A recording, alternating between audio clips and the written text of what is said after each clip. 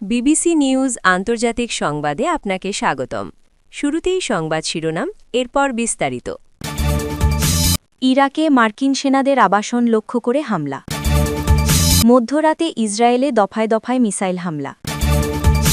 ইরানে হামলা চালিয়ে যুক্তরাষ্ট্রে জনপ্রিয়তা হারিয়েছেন ট্রাম্প।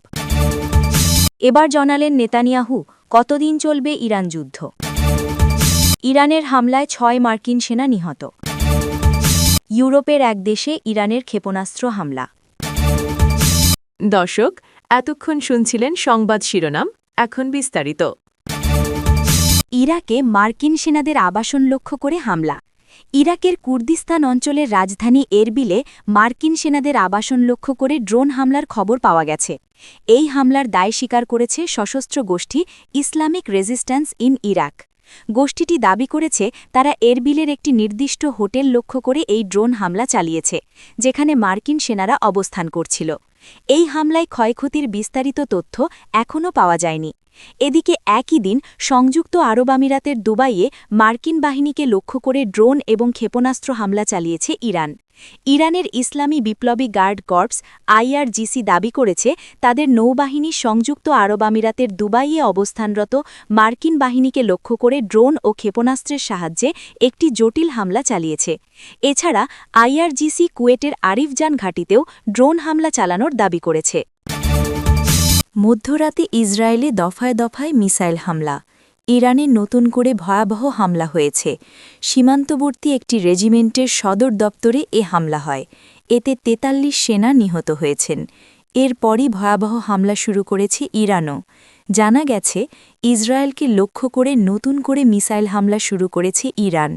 গত ১ ঘণ্টার মধ্যে অন্তত ৩ বার মিসাইল ছুড়েছে দেশটি, যার প্রভাবে ইসরায়েলের বেশিরভাগ জায়গায় সতর্কতামূলক সাইরেন বাজছে। The Times of Israel Bangladesh সময় সোমবার রাত ১:৩০টার দিকে জানায়, ইরান নতুন করে মিসাইল ছুড়েছে। এতে করে দক্ষিণাঞ্চলে সাইরেন বাজছে। জনগণ আতঙ্কিত হয়ে বাংকারে লুকাচ্ছেন। অসমর্থিত সূত্র জানিয়েছে, একটি মিসাইল সরাসরি তেল আবিবে আঘাত এনেছে।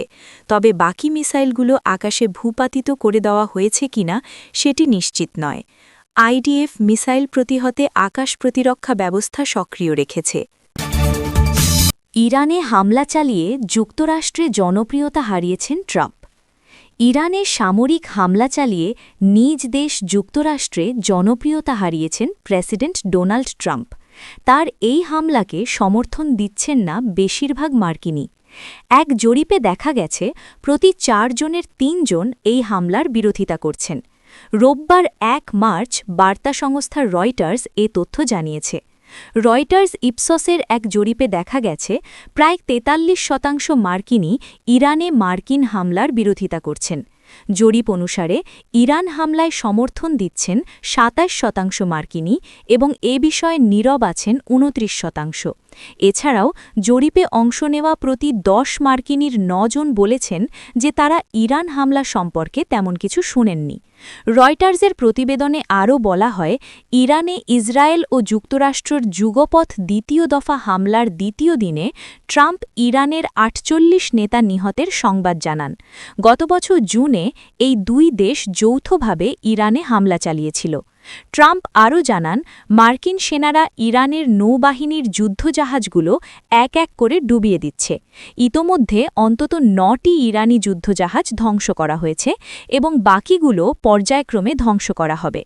গত শনিবার সংঘাতের প্রথম দিন ইরানের প্রতিশোধমূলক হামলায় কোনো মার্কিনী নিহত হয়নি বলে যুক্তরাষ্ট্রের সেনাবাহিনীর পক্ষ থেকে জানানো হলেও দ্বিতীয় দিন তথা রোববার বলা হয়, ৩ মার্কিন সেনা নিহত ও আরও ৫ সেনা গুরুতর আহত হয়েছেন।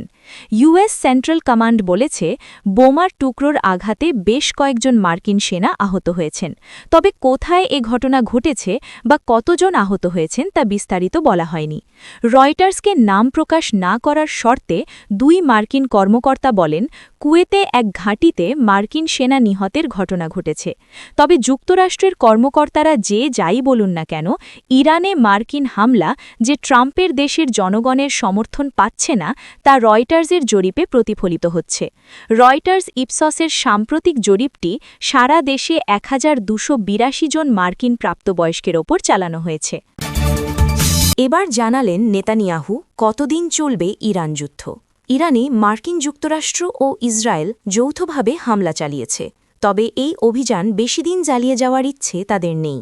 সম্প্রতি মার্কিন গণমাধ্যম ফক্স নিউজকে দেওয়া এক সাক্ষাৎকারে এমনটি জানিয়েছেন ইসরায়েলের প্রধানমন্ত্রী বেনিয়ামিন নেতানিয়াহু।